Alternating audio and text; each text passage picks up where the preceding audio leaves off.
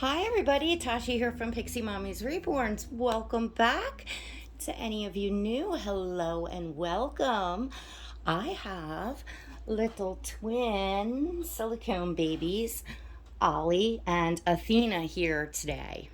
So I'll introduce these babies real quick for those of you that are new. This is Athena. She's a little girl, full-bodied silicone, preemie baby. She's about 5 pounds. And she was sculpted and painted by Noemie Roarks at Noe Art Dolls. This is little Ollie. He's a little, I think like 4.2 pounds, something like that. He's a little boy. He's the Bella boy. And he is sculpted and painted by Jennie Lee of Wee Baby's Nursery. So I think pretty much in every video, I always say the names of the sculpt and sculptor and artist. I give all that information in the beginning of the videos. And if you would like to be subscribed, don't forget to run now and smash that subscribe button and also hit that notification bell to all. So, Ollie and Athena are looking so adorable. I'll be taking you off the tripod so you can get a better look at them. But for now, I didn't really have a topic, but then I said to myself, you know what? I had a question the other day on a video. It's probably a video that was a few months old or whatever. But I had a question about the KY jelly for the silicone dolls. So I wanted to answer that the best that I can to anyone interested in the care of your silicone dolls and what is safe to use putting bottles and pacies in their mouths. So here you see Athena has a passy in her mouth.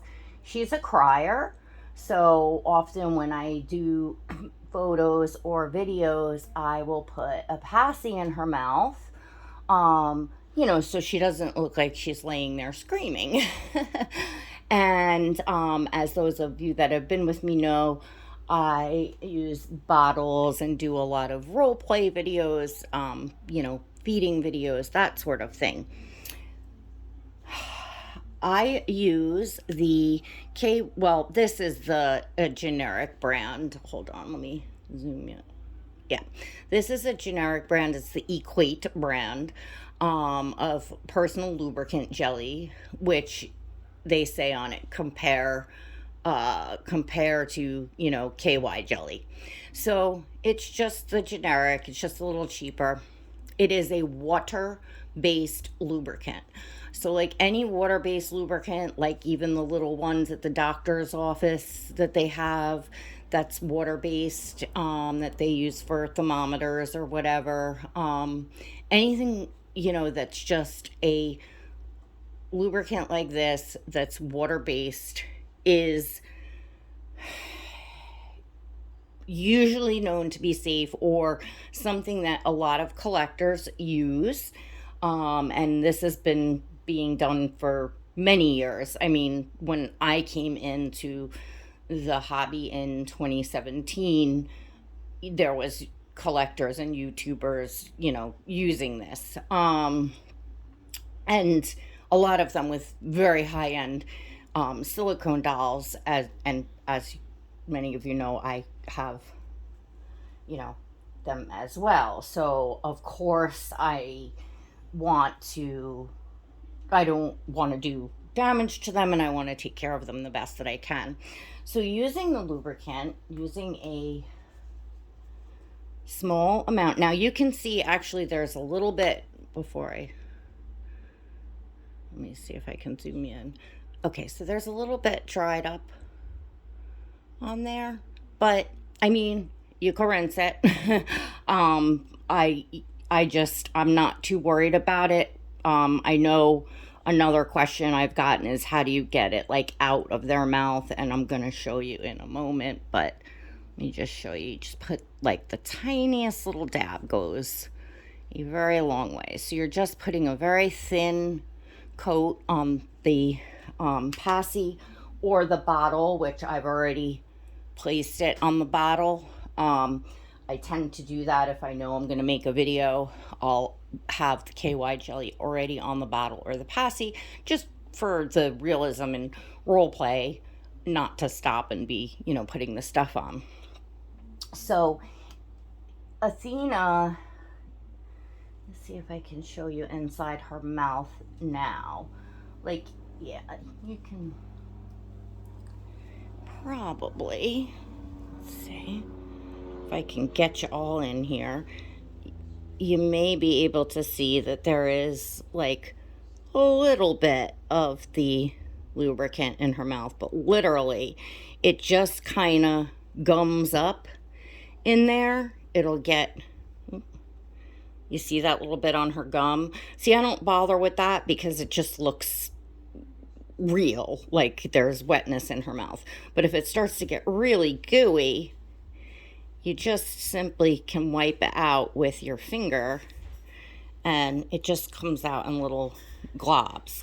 I'm assuming you could take a very soft, baby washcloth, but for me, your finger's smooth, so just wiping it out with my finger suffices for my dolls. So that makes the passy just slip right in.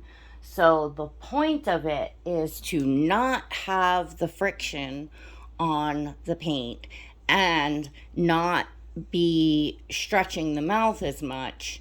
The lubricant, helps with friction, so it's definitely making a difference in you're not pushing and stretching the mouth to get in a bottle or passy.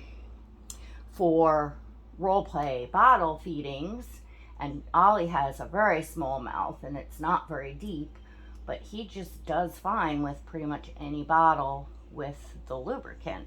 So when you're role play bottle feeding and you're moving the bottle around, you're taking it in and out of their mouth to, burp them and do what you're going to do, you have the lubricant on there, so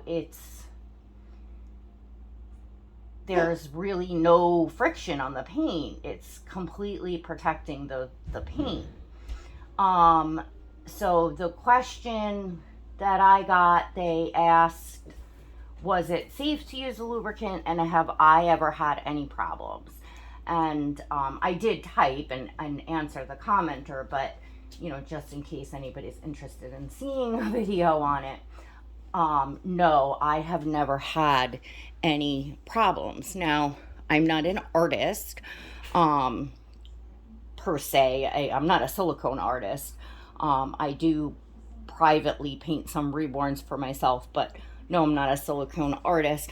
I am aware, though, that I know that some artists have actually come out with like their own brands of a water-based lubricant to use specifically for silicone dolls. Like I think there's silicone velvet. I forget. My friend knows the name of the artist because she has a doll from her. I apologize. I forget the name of the artist, but I think if you look up silicone velvet, lubricant or water-based lubricant, something of the sort, you should be able to find it. But again, so it's something that even artists specifically make their own brands for dolls. So yes, it's something that's widely used by silicone doll collectors, and I personally have never come across any collector or artist who has ever had a problem with it. All I've ever known is that collectors kind of swear by it, that it protects the paint. So let me take you all off so you can get a better look at these two little munchkins. if there's anyone out there that has had a different experience or knows of any, please definitely drop it in the comments. And if you are a silicone collector and you do use it and you've never had a problem, like, if you use it or have any experience either way, definitely drop a comment, let me know. If you're not a silicone collector, or you want to be, but you just don't have a silicone baby yet, let me know if this is something that you would want to have, on hand when you get your silicone baby. I didn't know about this, about, using a water-based lubricant when I got my first silicone doll. I kind of barely had my channel open and was really brand new. And he was a preemie, and he had a small mouth and it was very tight. I could get a passy in with putting like a little powder on it so it would slide, but I had to very carefully, it certainly wasn't easy sliding in and out or realistic to do, and I was afraid to stretch the mouth or damage the paint. So I felt like I couldn't use a bottle or passy with him. Had I known about using the KY jelly, it would have been a whole different experience with my first silicone baby, because let's face it, a lot of us, that's part of the joy of having a full-bodied silicone baby with an open mouth is, you can do the, put the passy in and out. It's very realistic. You can do the role play bottle feedings and it looks and feels very realistic. So, it's just fun. And, they're works of art, but we tend to, play with them, dress them, and enjoy them in that way. I think, nowadays artists, sculptors that are sculpting these babies are sculpting the babies with the features in mind that collectors are going to be, quote playing with them, doing things with them. Like, Ollie here has a drink and wet system.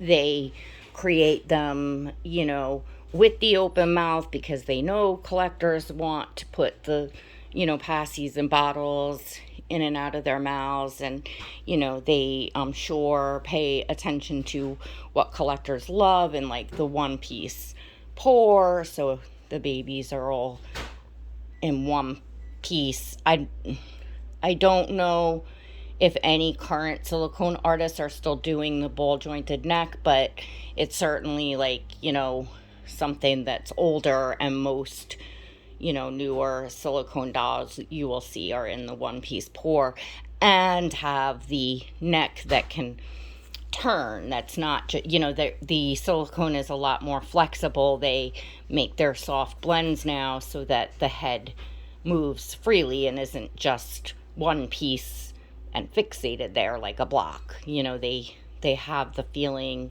and the movement of a living baby, which is just really cool. And there's just something about silicone that, you don't get with the Reborns. It's a different medium. It's a different experience.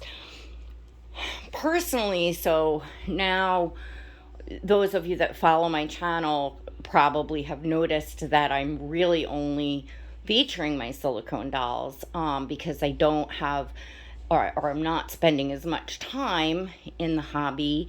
And I guess they're, they seem to be my go-to babies, Ollie, Athena, and then Oscar, which is my newborn size. He's not a preemie. He's my Claire Taylor. So, yeah, I still love the Reborns. I still have the desire to collect them. I'm in the process of painting one now. I haven't picked up a brush in a few weeks, but that's just time-wise and summer and all that. But so I'm still interested in Reborns and love, sculpts coming out and have, particular ones that I'd like or that I'd like to paint and create. I think for me it's becoming more of being into the art and wanting to, paint and create the babies that I would like, more so than like looking to bring home another reborn type thing. And even with the silicones, like this is like an ongoing thing that I've talked about and that many collectors talk about, that dilemma of, feeling overwhelmed when you have too many. Now, there are some collectors that love that. They take pride in, like, I have, 50 something reborns, and, they're collectors, and that's awesome. It's all in the way that you collect, and there's no right or wrong way. It's just personal preference. Excuse me. For me, I like doing the videos and doing the Instagram and posting photos, and like shopping for them and things like that. So being focused on just a few babies as opposed to all of them that I have here, like all the reborns that I have here, it's just overwhelming for me. So I've actually been, like, today's Thursday. I don't know when this will post, but I've been doing like throwback photos. So, I have the reborns that are still in my collection now. I'll, post their throwback photos, and for me, that's fun. So yeah, that's the scoop. That's the scoop on the KY jelly. I'd love to hear from all of you and what you do, what your experiences have been, or what you have seen others' experiences with the KY jelly. But it's, easy to clean out of the mouth. It definitely does not do any damage to the silicone. Nothing that I've experienced. I've only experienced it protecting it and, doing good. So that's the information that I have to offer you. Always go, do things with your dolls at your own risk. Use your own common sense. Do your research. Ask around. I'm not a professional. I'm just telling you my experience as a collector and what I do and what I've seen.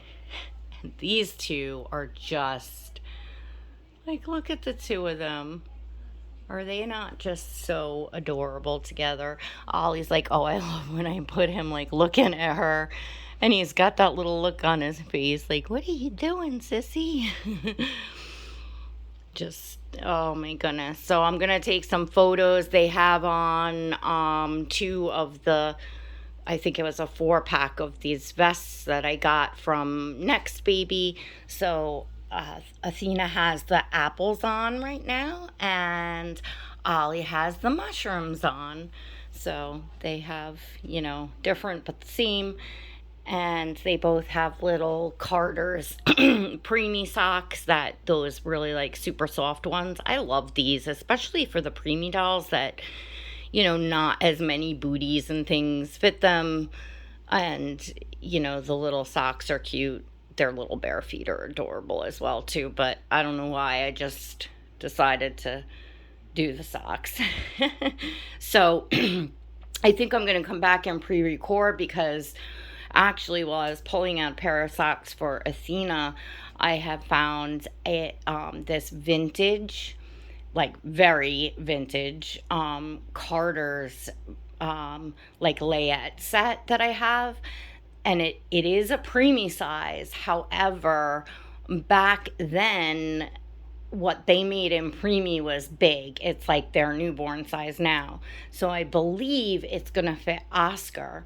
And it's something very special to me. It was from one of my favorite artists, Kimberly's Cocoon.